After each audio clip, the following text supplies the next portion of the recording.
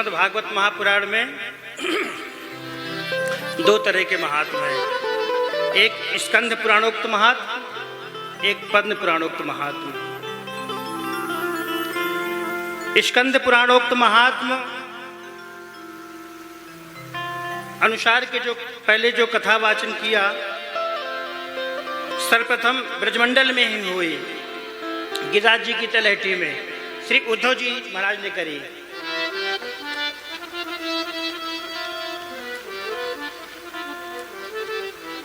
भगवान की रानी पटरानियों के समक्ष उद्धव जी ने करी।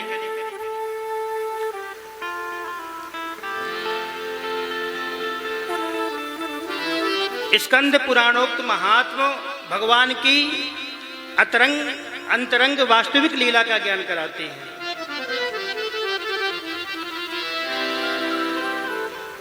और स्कंद पुराणोक्त महात्मा सुनकर के भगवान के अंतरंग वास्तविक लीला का ज्ञान होता है।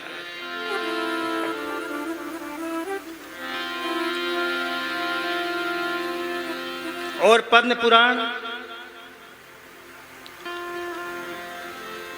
पुराणोक्त महात्मा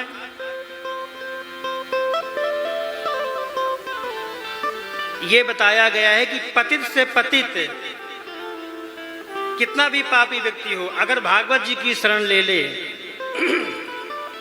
अभी आगे आप लोग सुनेंगे धुंधकारी के विषय में, कितना पापी व्यक्ति था वो, लेकिन उसका भी भागवत सुन करके कल्याण हो गया, उद्धार हो गया उसका। तो पतित से पतित पावन धुंधकारी जैसे जीवों का भी उद्धार हो जाता है। ये पद्म पुराण के महात्म्य में बताया गया है, समझाया गया है।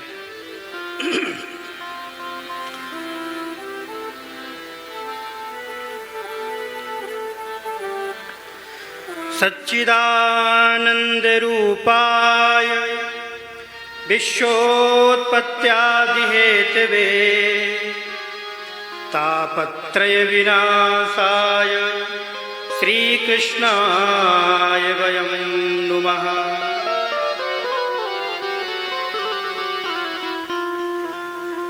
सच्चिदानंद रूपाय, सच्चित और आनंद,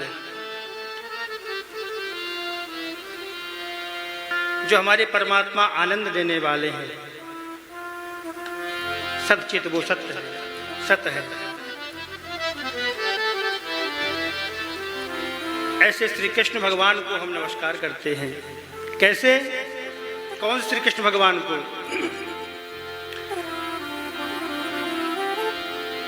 श्री कृष्णाय वयं नुमः। वेद व्यास जी इसमें हमारे गुरुदेव भगवान पूज्य कहते हैं कि इसमें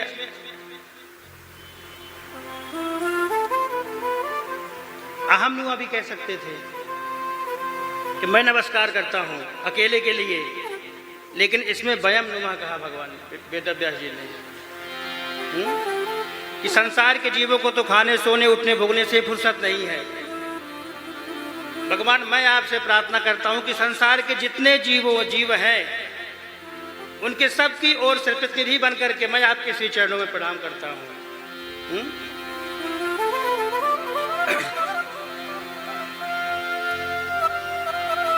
अकेले ठाकुर जी को नहीं, श्री कृष्णाय वयं नुमः। श्री यानी लक्ष्मी जी, लक्ष्मी के सहित, राधा रानी जी के सहित, किशोरी जी के सहित मैं आपको प्रणाम करता हूं।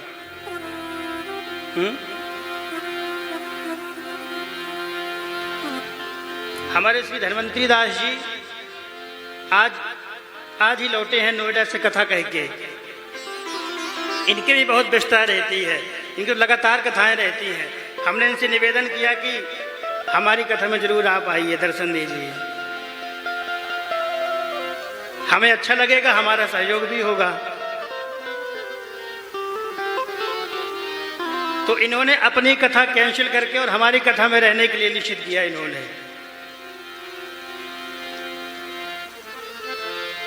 तो आज बड़ा सुंदर भाव दे रहे थे हमारे धन्वंतरी दास जी कि आप लोग बिहारी जी गए होंगे, बिहारी जी दर्शन करने के लिए गए हैं, वो बार बार पर्दा बंद क्यों होता है? समझे? जानते नहीं जानते हैं? नहीं जानते हैं। बार बार पर्दा, व्यक्ति ये भी सोचता है, एक बार व्यक्ति ये भी सोचता है कि ठाकुर जी को नजर न लग जाए, इसलिए पुजारी जी ने बार बार पर्दा बंद कर देते हैं। अच्छा भाव है, भक्त का भाव है, भगवान के प्रति जो भाव निकलेगा वो अच्छा ही निकलेगा, खराब तो निकल ही नहीं सकता है। तो एक भाव तो ये भी कि नजर न लग जाए ठाकुर जी को, इसलिए पुजारी जो है बार बार पर्दा बंद कर देते हैं। तो एक बड़ा सुंदर संत का भाव है, आज ही बताया हमें धमदेदास जी ने, तो वो हम आप लोगों को बता रहे हैं कि जैसे ही ठाकुर जी का पर्दा बंद होता है और जैसे ही खुलता है तो ठाकुर जी पे जितनी कृपा होती है वो सही भक्तों के ऊपर डाल देते हैं, पूरी कृपा दे देते हैं भक्तों को। और जैसे ही पर्दा बंद होता है वैसे ही हमारे ठाकुर जी श्री राधा रानी जी के हाथ जोड़ लेते हैं, खड़े हो जाते हैं कि किशोरी जी, श्यामा जी, मेरे ऊपर कृपा करो आप, अब आप मुझे कृपा दे दो। आपकी कृपा मेरे तक सीमित नहीं रहेगी, आपकी कृपा भक्तों तक जाएगी। आप मुझे कृपा दोगे, मैं भक्तों को कृपा दूंगा।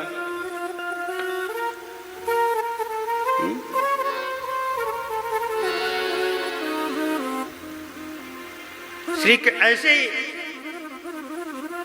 श्री राधा रानी जी के सहित हम बिहारी जी के चरणों में प्रणाम करते हैं, नमस्कार करते हैं।